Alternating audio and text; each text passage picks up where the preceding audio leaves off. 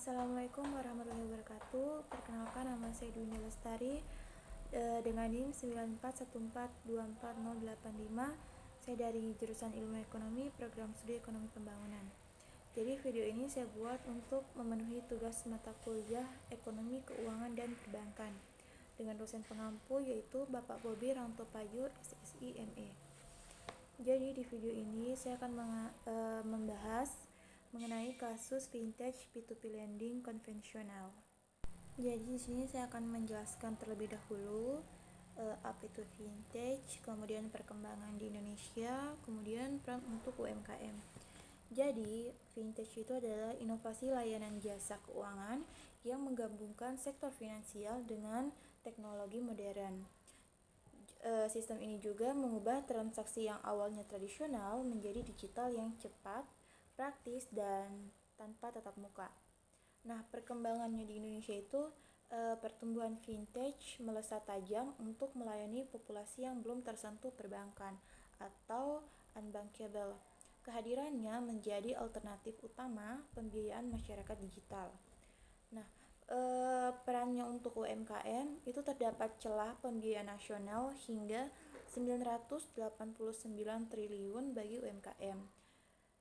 Vintage menjembatani kesenjangan ini dengan mempermudah akses permodalan tanpa syarat yang anggunan fisik yang rumit. Jenis vintage P2P lending. Jadi konsep P2P lending itu adalah layanan yang mempertemukan pihak pemberi dana atau lender dengan peminjam atau borrower secara langsung melalui sebuah platform digital sesuai regulasi OJK. Nah, kalau sistem konvensional, ia menerapkan prinsip suku bunga sebagai imbal hasil bagi lender. Juga beroperasi murni berdasarkan mekanisme pasar keuangan tradisional.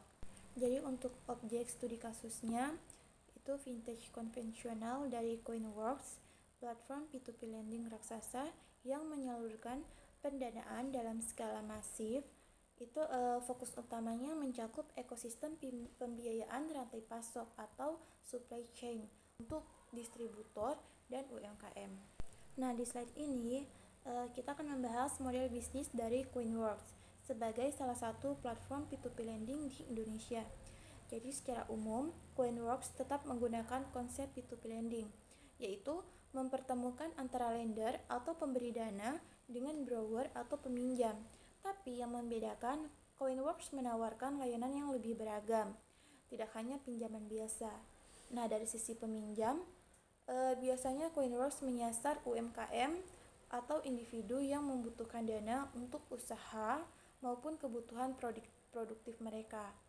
Mereka juga bisa mengajukan pinjaman secara online dengan proses yang relatif cepat. Sementara itu, dari sisi pemberi dana, Coinworks memberikan kesempatan untuk berinvestasi dengan cara mendanai pinjaman yang ada di platform. Investor bisa memilih sendiri pinjaman mana yang ingin didanai, sesuai dengan tingkat risiko dan imbal hasil yang diinginkan. Dalam hal keuntungan, Coinworks mendapatkan pendapatan dari beberapa sumber, seperti biaya layanan, biaya administrasi, dan juga potongan dari bunga yang dibayarkan oleh peminjam. Selain itu, Coinworks juga menyediakan fitur tambahan seperti diversifikasi investasi otomatis, sehingga memudahkan investor dalam mengelola risiko. Jadi, kita bisa simpulkan bahwa model bisnis Coinworks tidak hanya sebagai penghubung, tapi juga memberikan nilai tambah melalui berbagai fitur yang membantu baik peminjam maupun investor.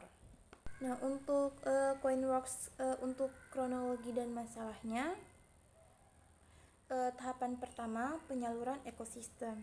Jadi, Coin P2P menyalurkan pinjaman hingga 360 miliar kepada borrower M atau grup MPP.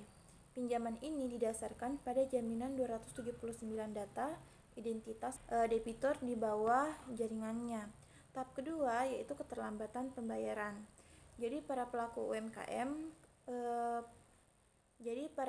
UMKM kelontong sebenarnya telah membayar kewajibannya kepada pihak distributor M. Namun dana tersebut ternyata tidak pernah disetorkan kembali ke sistem koin P2P. Sehingga tahap terakhir, yaitu kredit macet masif atau fraud, itu terjadi tindak pidana penggelapan dana oleh borrower utama yang membawa kabur uang ratusan miliar. Sistem platform mengalami guncangan likuiditas yang hebat.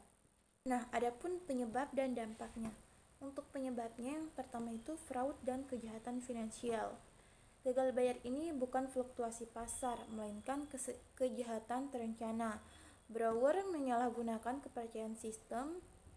Borrower menyalahgunakan kepercayaan sistem pembiayaan rantai pasok atau supply chain. Yang kedua adalah penyebab celah analisis risiko atau KYC. Sistem deteksi gagal mengidentifikasi konsentrasi risiko yang terlalu besar pada satu entitas. Verifikasi terhadap 279 identitas KTP terbukti memiliki celah yang fatal. Nah, dampak dari kedua penyebab itu adalah kerugian dan standstill. Dana ribuan lender tertahan.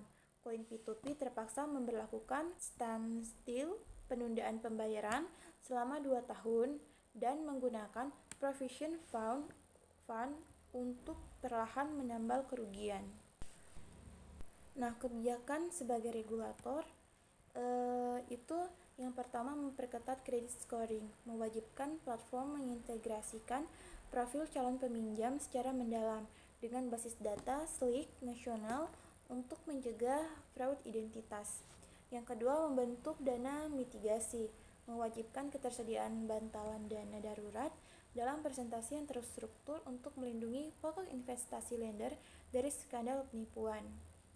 Yang ketiga yaitu transparansi laporan proyek, mengharuskan platform menyediakan update kondisi usaha peminjam secara jujur dan real time kepada para lender. Terus yang keempat, perlindungan investor yang kuat, memperkuat payung hukum dan pendampingan litigasi penuh saat terjadi gagal bayar masif. Dan yang terakhir adalah edukasi literasi keuangan, mengampanyekan secara masif bahwa P2P lending adalah instrumen berisiko, bukan instrumen tabungan tanpa celah. Jadi tujuannya itu untuk mencegah efek domino gagal bayar dan memulihkan kepercayaan publik terhadap inovasi vintage. Nah, di sini untuk kesimpulannya itu adalah kerentanan universal. Vintage, konvensional maupun syariah memiliki potensi inklusi ekonomi yang besar, namun beroperasi di atas kerentanan fundamental yang sama. Untuk akar masalahnya itu tragedi gagal bayar berakar dari euforia kemudahan akses digital yang tidak diimbangi oleh sistem deteksi penipuan atau anti-fraud dan pengawasan lapangan yang ketat. Yang ketiga atau terakhir itu intervensi regulasi. Dan yang terakhir adalah intervensi regulasi.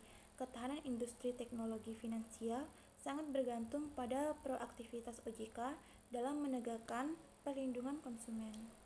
Jadi sekian dari saya, terima kasih.